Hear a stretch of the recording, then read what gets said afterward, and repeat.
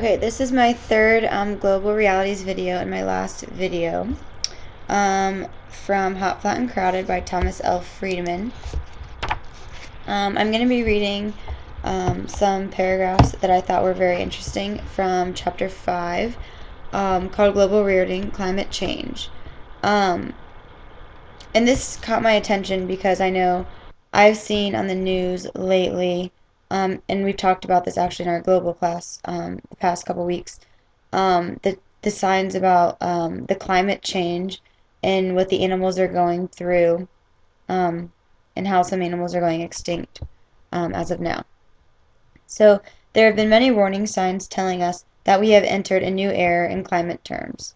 Scientists point to new data, changes in global average temperature, rising sea levels, and quickening glacial melt. For me, the most telling sign was that I had started asking new questions, and this was a quote from Thomas L. Friedman. Um, and the two questions were two in particular. Who made it hot, and doesn't Al Gore owe us an apology? And I thought that was kind of interesting coming from him. Um, there are some pages in here that say, the even scarier stuff we don't know, and about let us pray. And that caught my attention. I liked that. Praying for the climate change. People in Australia praying for rain because they're going through a huge drought, and that's not good for their climate. Many animals can die. The food chain can be all messed up. Eating patterns, everything like that. So, let us pray is on page 127, and you can follow along. It's on the second paragraph. And it starts out, more and more people are getting an inkling that climate change is real, even if they can't articulate why. Because climate change has started to jump out of the science books and into their lives. I see this in my own travels, Thomas Friedman states, and have lately started asking myself. I began in journalism 30 years ago listening to the BBC World Service, and I'm going to end my career glued to the Weather Channel. When I was growing up, the local news featured segments of news, weather, and sports. But my gut tells me that in 2030, the evening news is going to feature weather, other news, and other sports. Weather and climate are starting to become so acute in so many places. They have become the news.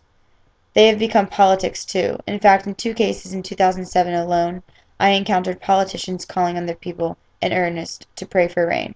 And he is speaking of the rain, like I said before, in Australia, how people are praying for rain because, they're going through that big climate change and that drought period.